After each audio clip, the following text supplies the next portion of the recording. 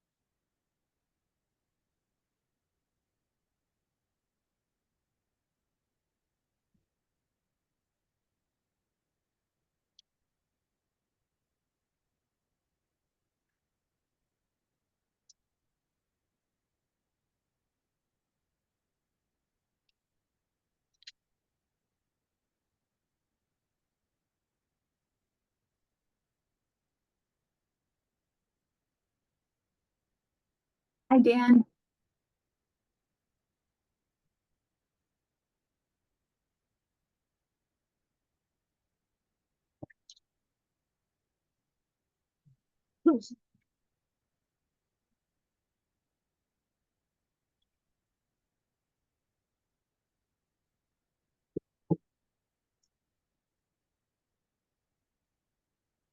Hello, Paul. Hello, Karen.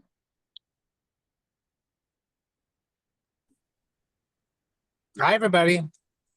Sorry, Hi, Paul. I'm remote today, so I'm not going to have a camera on, but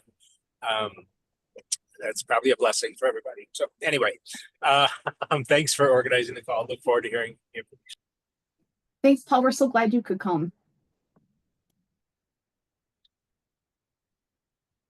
Hello, Haley. We have Haley from Representative Dingle's office. Thanks for coming. Hi, Wendy. Hello, thank you. Good morning. Good morning, Wendy.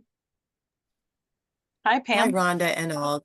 Glad to get to be here. Good morning, Pam.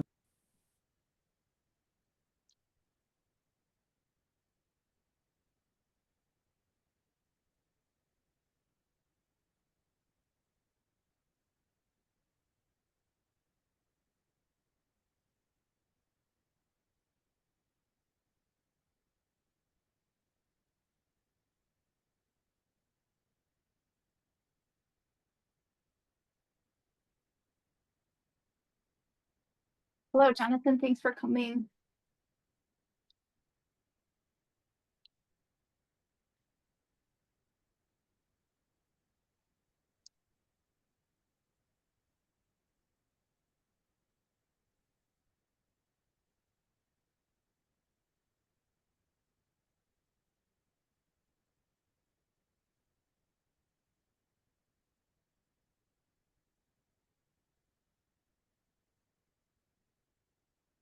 Hello, Tanya. Hello, Jennifer. Hi, Jerry. How are you doing? Good, Rhonda, how are you? Good. And hi, Tania. Hi, Rhonda. How are you? I'm doing well. How about you? Good, thank you.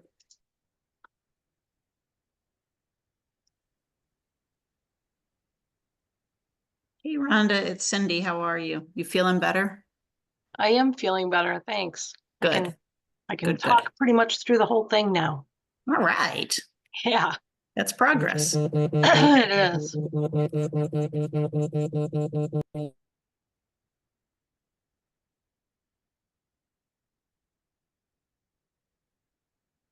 Hello, Brandon and Bridget from United Way team. Thank you for coming. Hi, everybody. Good afternoon.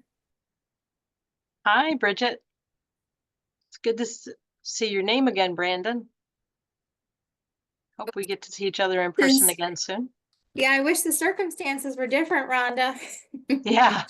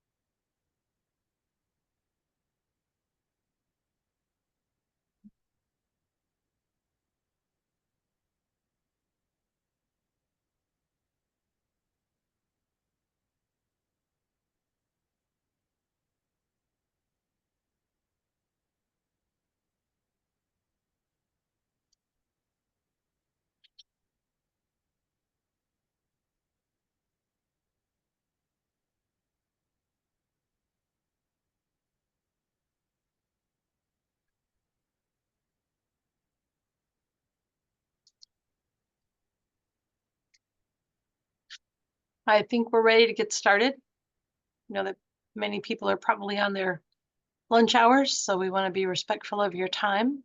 Thank you very much for tuning in today. Barbara, are we ready to start the slideshow?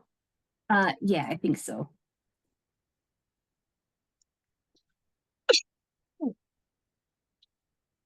Is this, the screen share is working or no? I'm seeing the slide deck, but not the slideshow. Okay. Is this better? That is, yes.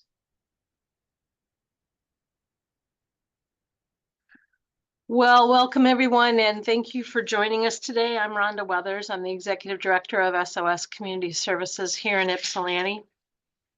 And I know that for the past few months, we've been seeing a lot of changes at the federal level with new information coming every day. It can feel overwhelming at times. Working in a nonprofit, I'll say that, with the amount of new news we're getting and the pace of change. My heart goes out to all the other nonprofit workers here who have joined us today. It's difficult to listen to as a member of society, but extra difficult for us nonprofit people trying to do some good work. If you feel unsettled about some of the changes that we are seeing, it can help to remember that not everything is changing. Some things will not change at all. Here at SOS, our commitment to our core values remain the same and will continue to remain the same. Those core values are accessibility, advocacy, dignity, diversity, partnership, self-determination, and volunteerism. Many things around us may change, but our mission and values will not change. In fact, at SOS, these have been our 7 core values for many years. The SOS team stays committed as well. Our staff, board, and volunteers all commit to our core values when they begin work with SOS. They maintain this commitment throughout their service to our mission. Here are some photos of our board as well as staff members. They are local community members just like you. And as SOS supporters, I know these values are important to you too. As I've shared with you before, hunger and homelessness are at a crisis level in our community. Compared to before the pandemic, weekly visits to SOS's food pantry doubled from 150 households per week to 300. The wait list for family shelter has quadrupled from 25 to 30 families to now over 100 families. This surge in homelessness and hunger has been caused by the increase in rent and grocery prices, as well as the lack of affordable housing units. In this screenshot, 2 community members discuss how much their rent has increased in the last 2 years. One person saw his rent go up $450 per month, and the other saw hers increase by $300 per month. Few households could afford such drastic increases in their housing costs each month. The USDA reports that grocery prices have increased 11.4% since 2022. Like housing, food is a basic need, and it is getting harder and harder for families to afford it. Our food pantry is seeing a dramatic increase in first-time pantry users. Homelessness has surged all over the county and the country as communities grapple with rising prices and an inadequate supply of affordable housing. In 2024, the number of people experiencing homelessness in the United States on a single night was the highest since survey records began in 2007, according to the latest annual homelessness report by the Department of Housing and Urban Development, or HUD. SOS's Family Resource Center includes our food pantry and provides free groceries every week on an appointment or walk-in basis. Through our partnership with food gatherers, we are able to offer a wide variety of healthy food, including produce, meat, dairy, bread, and shelf-stable items. We also offer help to households applying for and navigating government benefits, free bus tokens, an affordable housing list, access to phone and computers, and referrals. We distribute items donated by community members like yourselves, including diapers, menstrual supplies, food, and personal care items. The people who use services at SOS's Family Resource Center rely on government benefits such as Medicaid, SNAP benefits, and Section 8 housing vouchers. They include families with young children, people who are literally homeless, older adults, and people with disabilities. SOS serves more than 10,000 people each year at our Family Resource Center. We depend heavily on volunteers to meet the need. When federal benefits like SNAP and Medicaid are cut, demand at the Family Resource Center will increase substantially. While we do not receive federal funds to operate our pantry, our partner Food Gatherers is heavily reliant on SNAP and TFAP funding to purchase and obtain food. TFAP cuts recently resulted in a 15% cut to monthly poundage coming from their Michigan Department of Education funding. SOS offers the Parents as Teachers home visiting program for parents with children younger than age 5. The program empowers parents as children's first teachers and helps them encourage children to meet developmental milestones for sitting, walking, crawling, and talking. Children are screened for delays and provided referrals as needed. Parent educators assist parents with resources for positive discipline, stress management, potty training, and other parenting topics. Parents as Teachers is a national model that prevents child abuse and neglect and improves kindergarten readiness. SOS also offers the Ypsilanti Parent Network program to parents with school-aged children in response to parents' concerns about their children experiencing pandemic learning loss. The program provides enrichment opportunities for children and support for parents with their career and educational goals. The families in SOS's children's program use the food pantry and other Family Resource Center services. They also would be hard hit by cuts to Medicaid, Section 8, or SNAP and TFAP.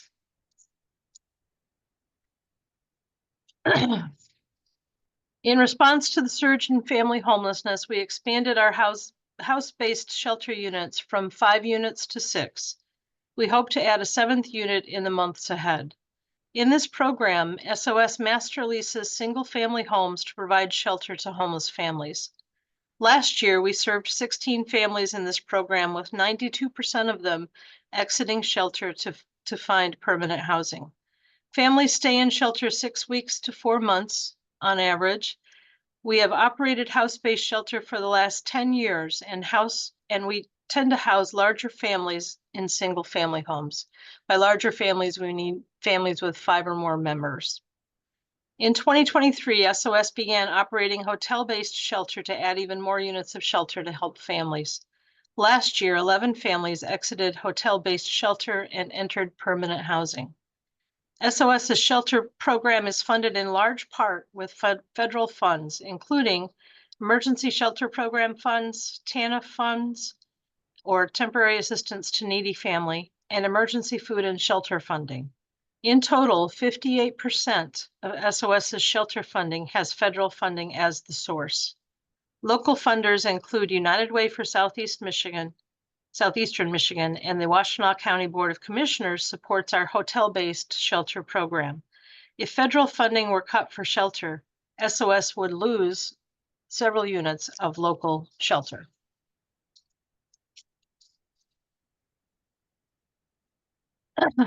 In rapid rehousing, as you will see, the family holds the lease with the landlord, and they receive rental assistance for about 12 months. They receive case management to develop capacity to afford permanent housing independently. And last year, we served 100 families with 123 adults and 241 children. 87% of people in this program exited permanent housing. Most families who leave our shelter program will move on to rapid rehousing. They use shelter to overcome their barriers to taking up their own lease. SOS ended homelessness for 364 parents and children last year in rapid rehousing. This program is funded by the U.S. Department of Housing and Urban Development, with the Washtenaw County Board of Commissioners providing critical match funding. In January 2025, around the time of the inauguration, I was notified that SOS's rapid rehousing grant had been cut $726,000 for the next fiscal year starting October 1, 2025. This grant is shared between SOS, Safe House Center, Child Care Network, and Interfaith Hospitality Network. We will work with our partners to devise a plan on how to operationalize these cuts. This cut will result in a loss of 40 units of rapid rehousing for families locally. It represents 28% of the overall grant. So as where before we would have 143 units as part of the grant, we will now have 40 less, so 103. It's not clear why the cuts were made, but the timing suggests that they came out of the Biden administration. In January, the Trump administration had not yet started cutting federal agencies. It is difficult to get clear information from our HUD representatives at the present time about this matter. We know that locally, where HUD funding is concerned, each community has to divide their renewal grants into Tier 1 and Tier 2. Tier 1 are guaranteed to be refunded, and anything that falls into Tier 2 is at risk of not being funded. It's always been this way. Our grant is so large for rapid rehousing that it straddles Tier 1 and Tier 2. And this is the first year that we have not been funded in Tier 2 at all. And it's not just our grant, but the entire Tier 2 system of grants was not funded locally. So if the U.S. Department of Housing and Urban Development further cuts programs to house the homeless, more units of rapid rehousing will be lost at a time when the list of families who are homeless and waiting for permanent housing is growing. Additionally, the White House is proposing cuts to HUD staffing, up to 84% of HUD staffing. This will impact our regional HUD office out of Detroit, threatening our technical assistance and grants management capabilities. Finally, many families who leave rapid rehousing receive Section 8 housing choice vouchers. This is another HUD program that provides a long-term housing subsidy to make a person's housing affordable. They will never pay more than 30% of their income. Section 8 vouchers are now threatened by federal cuts. If not reinstated, housing instability and homelessness will increase for families. Given the economy, the policy environment, and the existing demand for emergency housing, I can foresee family homelessness doubling in the year ahead. In 2017, HUD released a study showing that Section 8 vouchers had proven to be the best way to keep a family housed and prevent them from cycling back into the shelter system. But the study noted that many times families who have Section 8 vouchers lose them for preventable reasons. For example, they can't find a landlord willing to accept the voucher, or they get sick, miss work, and fall behind on their portion of the rent. SOS and the Ann Arbor Housing Commission started a new program to help Section 8 voucher holders overcome temporary setbacks, keep their vouchers, and stay housed. This program closes the front door to homelessness. The program has now tripled its staffing and serves nearly 200 households per year. Last year, SOS prevented eviction and homelessness for 186 households with Section 8 or Housing Choice vouchers who are at risk of losing their voucher and joining other families on the shelter wait list. This photo shows our staff presenting their work at the Michigan Homeless Summit in Lansing. On the left is Grace Bartley and on the right is Elizabeth Fink. If the federal government cut funding for Section 8 vouchers, more families would become homeless. Our staffing in this program currently faces minimal funding cuts as long as the vouchers remain available. We have not had vouchers released in our community for over a year now, and we had anticipated that the vouchers would return in February of this year, but they have not. There's a hold on them at the federal level. Homeless prevention and diversion. Prevention is when we're helping families at risk of homelessness remain housed. So they're not homeless yet. We're giving them some resources so that they remain housed. Diversion means helping families who are already homeless get into housing quickly without waiting for a shelter spot to open up. So for some families, they have the ability to resolve their homelessness with a simple infusion of some funding for a first month's rent, security deposit, or transportation to live with family who might live out of town. These services are funded by Washtenaw County and the Michigan State Housing Development Authority. Prevention and diversion are vital to keeping the number of families who are homeless and living outside or in cars as low as possible. As you can see, these programs kept a large number of families out of the shelter system last year. At this time, we have not heard of any potential federal funding cuts that could impact this program. I think most people heard about the federal funding freeze. SOS was affected by the federal funding freeze back in January of this year. We could not draw down funds on our HUD grant for 36 hours, but then when the freeze was lifted and since affirmed, we've been able to draw down funds and are spending according to the contract. Since then, we've been implementing as planned, and except for the $726,000 cut mentioned earlier, we have not been notified of any other cuts to any of the federal grants that SOS holds. However, we will feel the impact of losses that our partners will incur, such as food gatherers.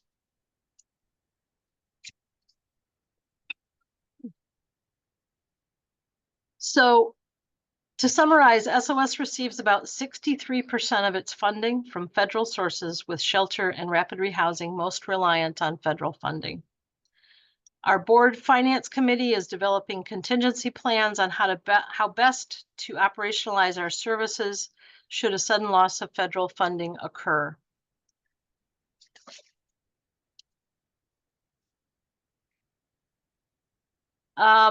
So how would federal funding cuts impact our services? Well, we know that demand for all of our services and all of our programs would increase. Cuts to federal programs that help the poor, the disabled, children, and the elderly would increase demand for our food pantry, children's programs, and other services. The need for supportive housing would skyrocket as families are forced to prioritize paying for rent or paying for food and medications. What can we do? You know, SOS has experienced federal funding cuts a few other times in the agency's history. We weathered those cuts by downsizing staff, reorganizing, and seeking new funding opportunities. In the past, federal funds have returned within a few years. SOS continued to be a beacon of hope for others in those lean times because of support from you and other community members.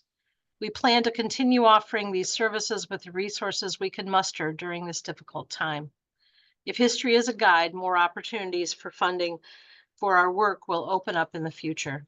Whatever happens, we will still be here and we will help as many people as we can. We hope that you and our other partners will also stay committed to preventing and ending hunger and homelessness. Solutions must support intervention at all stages of homelessness, in prevention, diversion, shelter, rapid rehousing, and permanent affordable housing. A focus only on development of permanent affordable housing will not help people who need emergency housing right now. A focus only on shelter will not help people who need long-term affordable housing. Please support and advocate for a balanced investment in solutions at all stages of homelessness. Support a strong homeless response system that can provide a range of solutions to homelessness depending on a family's needs. And keep in mind that prevention and diversion are especially cost effective. I mentioned earlier that I could foresee family homelessness doubling in the year ahead. More families would be living in cars or in tent camps. I serve on Washtenaw County's Winter Shelter Task Force and have been working with leaders of other homeless serving agencies and local government in recent years to find more spaces for sheltering people who are homeless during the cold months. We have been thankful for religious organizations and the Ypsilanti Freight House for opening warming shelters. IHN has renovated their building to increase bed space and also provided their basement for winter shelter space for families. In the event of federal funding cuts to house the homeless, we would be looking for more local partners to provide warming centers and shelter space to keep people warm and safe, especially during the winter.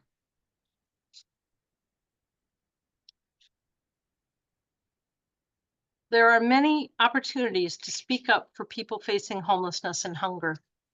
To stay up to date on opportunities for advocacy, we recommend that people follow great organizations like the National Low Income Housing Coalition, the National Alliance to End Homelessness, Feeding America, Michigan Nonprofit Association, Michigan Coalition Against Homelessness, and the Washtenaw Housing Alliance.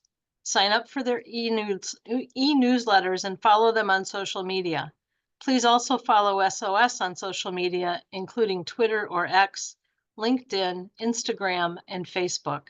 You can sign up for our e-newsletter at soscs.org. Other things that you can do would be to donate to SOS to make sure we can feed and house as many people as possible. With your help, we can keep some units of family shelter open, even if no federal funds are available for them. Consider being a monthly donor so that you can help throughout this time of uncertainty. We can continue to have the kind of community that we want to live in, where people will find help when they need it. Washtenaw County is a great place to live with world-class healthcare and education and great opportunities for small business. Together, we will continue to make sure our community is a great place to live with opportunities for everyone to thrive. If you want to be part of making a difference locally, consider volunteering at SOS's food pantry or starting a drive to collect items people need most right now. And now I'm happy to answer any questions that you might have. Thank you so much for listening in today. Any questions?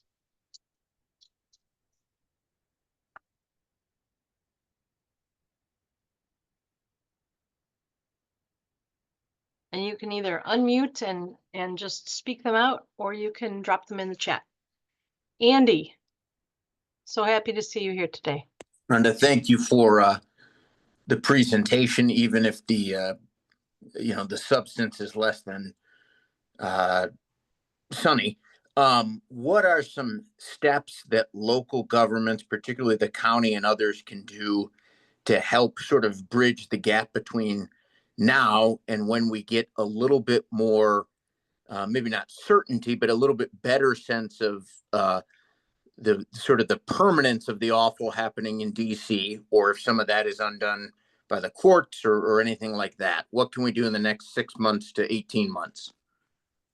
You know, I think having some open dialogue with the providers about, as I talked about, all the different parts of the system, I think it's really easy to glom onto like emergency shelter or even rapid rehousing or permanent supportive housing. But I think it's important to recognize that there are very distinct stages in the homeless response, starting with, prevention, moving to diversion. Those are the most cost-effective parts of the system that we have. If we're able to keep people out of our shelter system, it is so much more cost-effective. So we need to thoroughly fund those interventions, but then also the shelter, moving on to rapid rehousing, and then moving on to permanent supportive housing.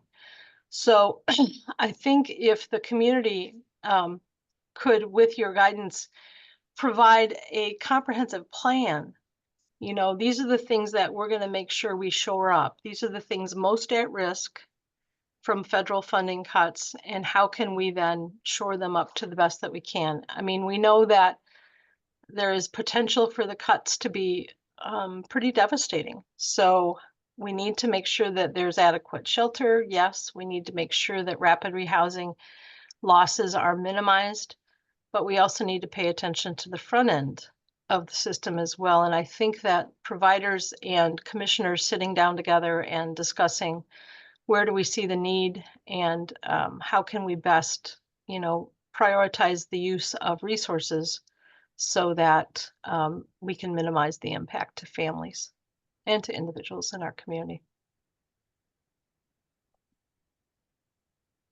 Well, thank you, Pam. Faye, so good to see you.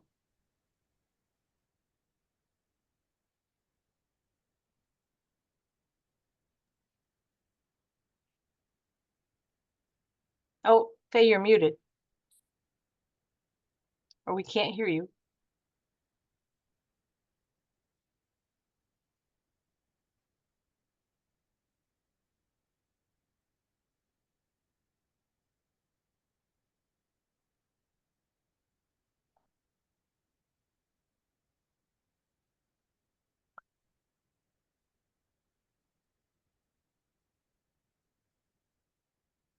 We can move on to another question while Faye figures out her audio.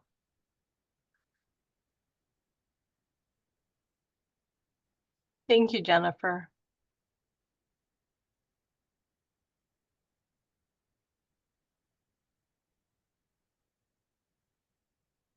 Other questions?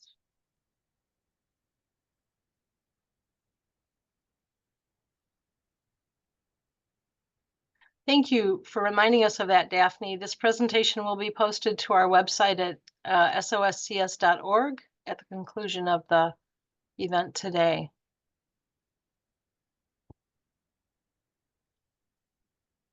Faye, if you want to type your question in the chat, that's another way to. It looks commu- like, sorry to interrupt.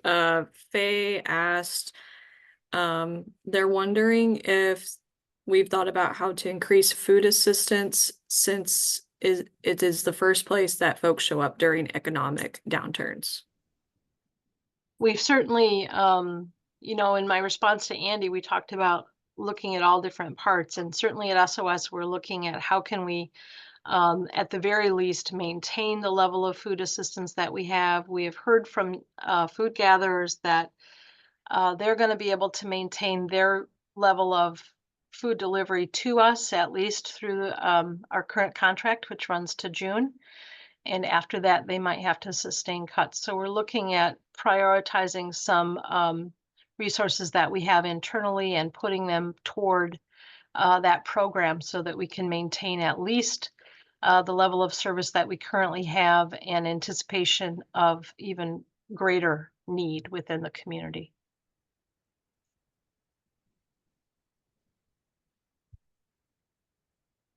Looks like Drew asked, there's a lot of talk on the national level that the administration may ignore a court order that may or may not happen. What happens to SOS if they do that in a case that involves HUD or related funding for anti-hunger or homelessness assistance funding?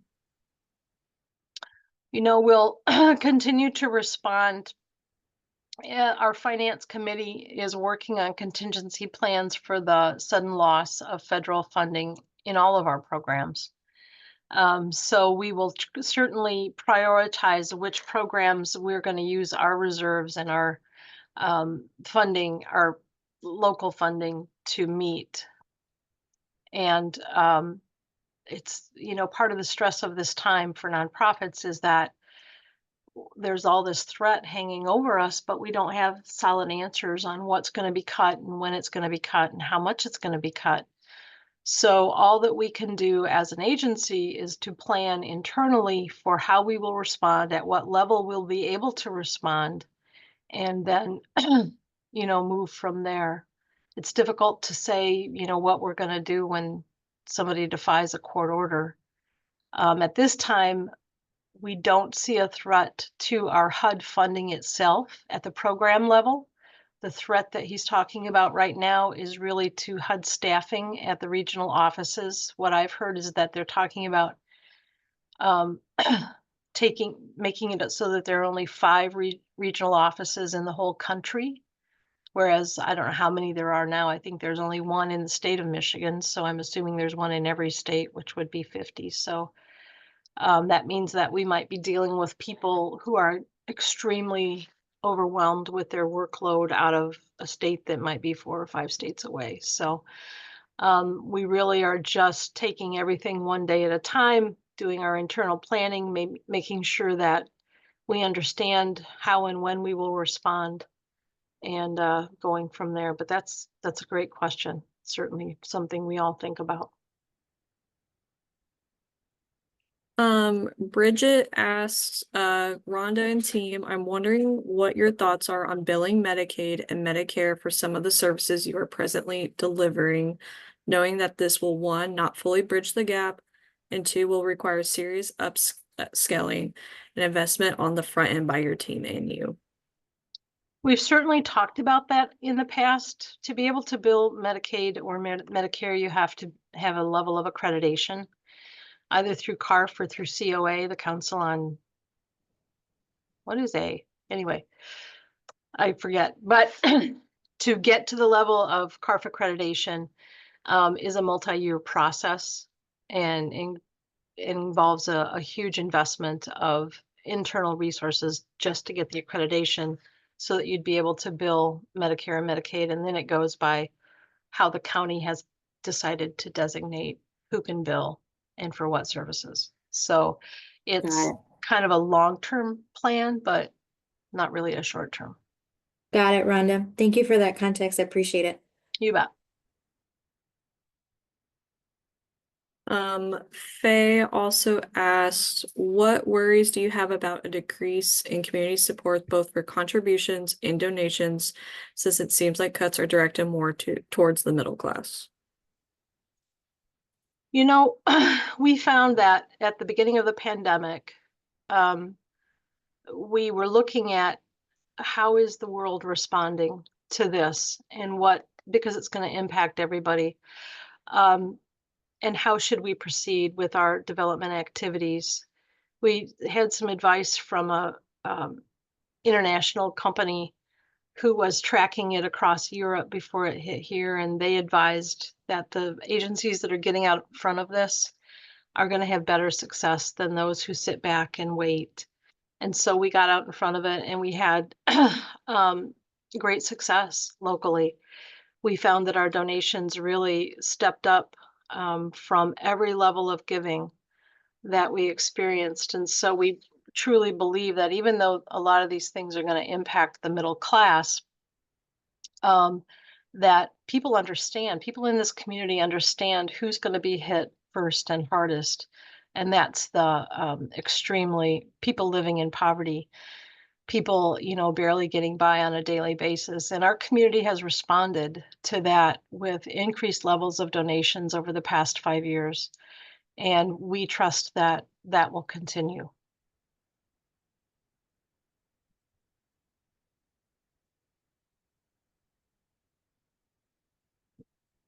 Well, thank you, Derek. I can say the same about you.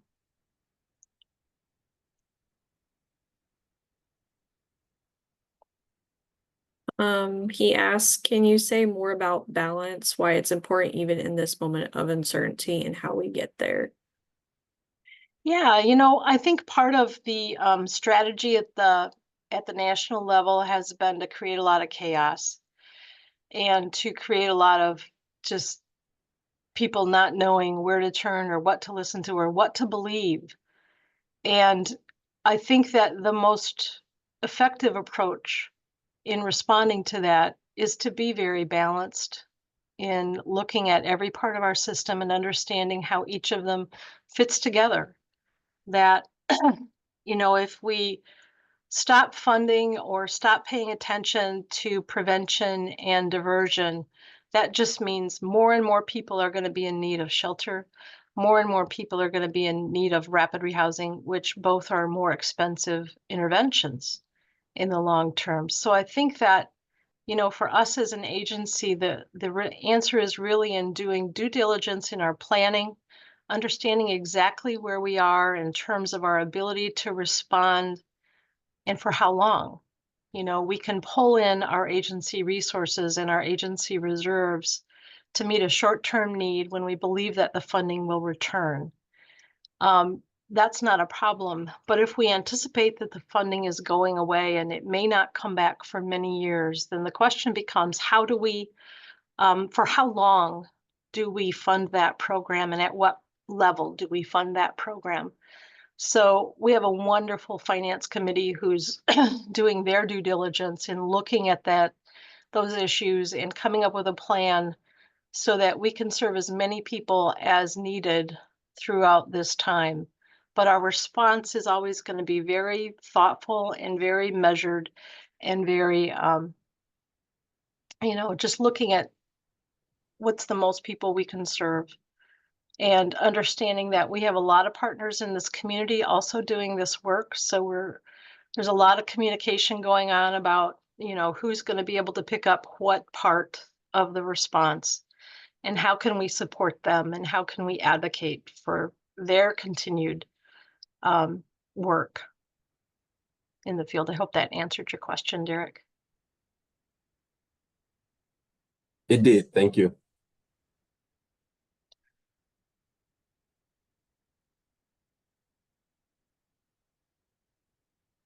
Do we have any other questions?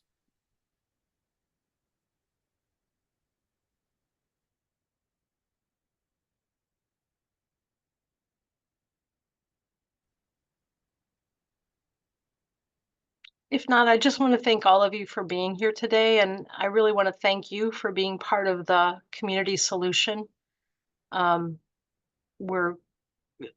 facing uncertain times, but this turnout today is so reassuring that we have a lot of advocates, partners, people working on these very same things, and we just appreciate all of you.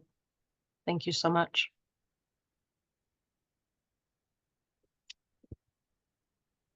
Thanks, Katie.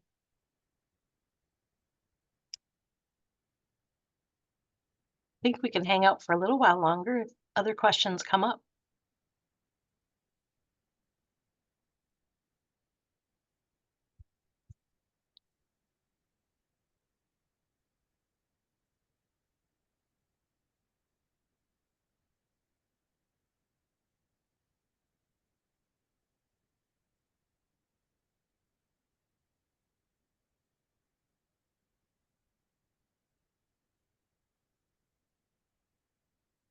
Thanks, Brandon.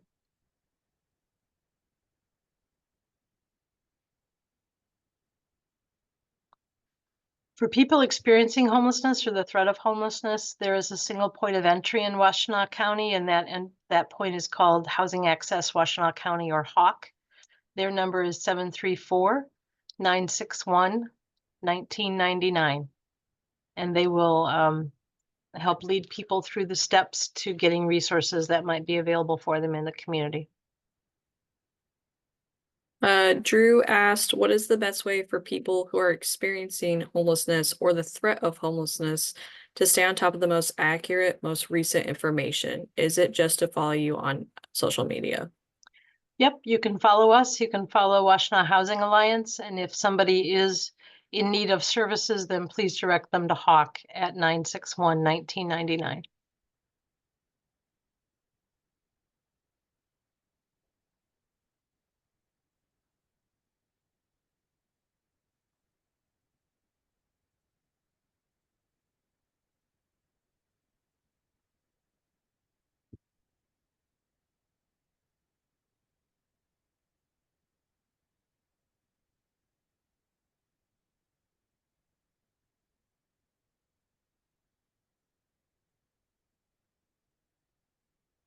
Faye asked earlier, I am just wondering what kind of follow-up we are thinking about to continue engaging folks on this call in ways in which we can help.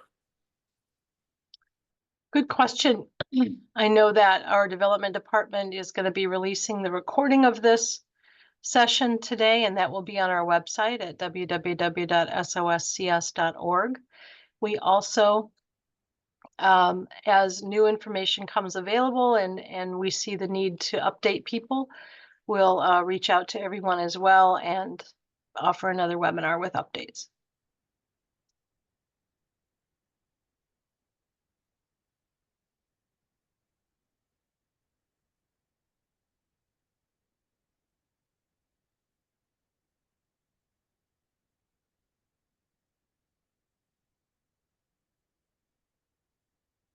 Drew asks, you rely on federal funding and on food gatherers. Have you spoken with other charities across Washtenaw County like Faith in Action or Saline Area Services?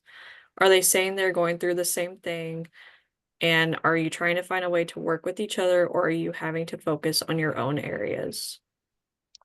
That's a really good question, Drew. And we certainly work with a number of other agencies, the Saline Area Services and Faith in Action. Faith in Action is involved in providing some supportive services to some Avalon units over in Dexter now. And both of them operate food distribution centers. And so we interact with those two agencies specifically around food distribution. When Food Gatherers calls a larger meeting of all their funded agencies. But we coordinate with, the Delana Center, with IHN at Alpha House, with MAP, with every other housing agency in the community. We work together both at the continuum of care level, as well as members of the Washtenaw Housing Alliance Operations Committee. We seek out partnership whenever we can. You saw that at the beginning, it's one of our core values here at SOS. We believe in coordinating services and trying not to duplicate services whenever possible. So yeah, we're in constant communication with our community partners about how we can work together to be more efficient, to make sure that we're not losing pieces of programming that are vital to our population, even if we're not the ones providing that service. So excellent question. There's a high level of collaboration amongst the housing providers and the food providers within Washtenaw County.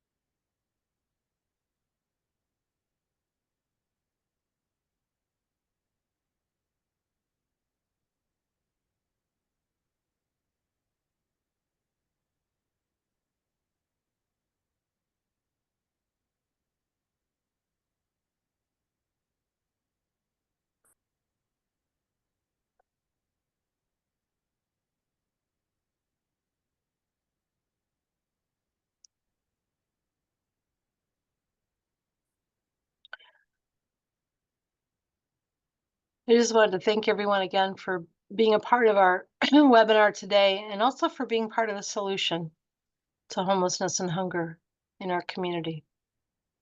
Really appreciate you.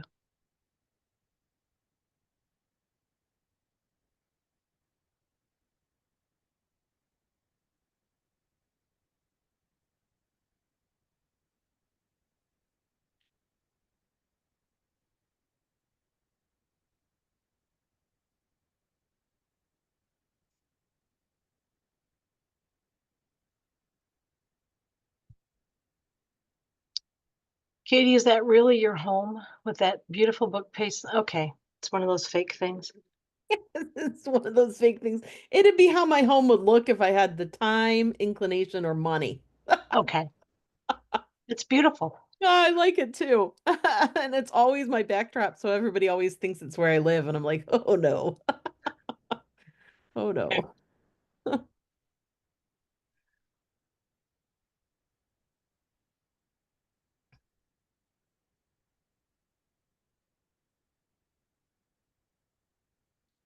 Thanks, Faye. Thanks for being here today.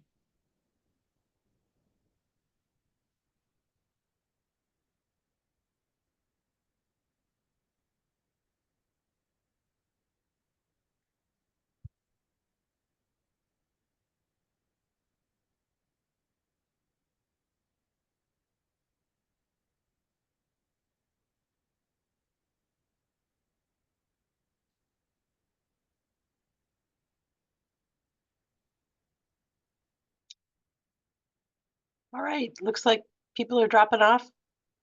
Katie, I think you and I need to do lunch sometime. Well, the wheels started turning, and I was sending emails as you were talking. Yeah. So, expect an email from me soon. All right, I just sounds good. the deliberative approach about you're talking about a comprehensive plan. Yeah. I really appreciate that. And so I'm trying to do that, on the county level with our budget and getting a Mhm. handle on where we are and not being super reactive to the chaos. Yeah. It's difficult because you want to just, you know, um, but so I'm trying to do that. But I think, I really appreciate what you said about talking to the providers and thinking about a comprehensive plan. So I'm already looking at my schedule for when we might Yeah. have a group of people come together and just talk, a little more informally about this, but in a group setting together. So, Great. I'd love to talk to you about it. yeah, good. You and Andy and We're gonna Annie. do it. I mean, We're let's gonna do it. get together. Yeah. Okay. All right. Well, I'm gonna go hang my laundry on the line since apparently in 2 days I won't be able to do that. So, all right. Enjoy that. Thank you. Thank Okay. you. Let me know if I miss a good question. Okay, Okay. will do. Bye. Thanks, Katie.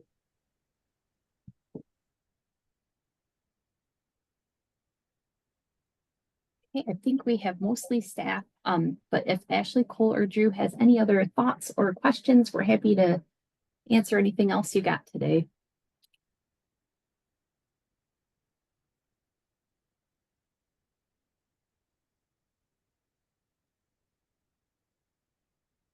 All right, then I think we might wrap it up. Thanks, everybody. Thank you again. Have a great day.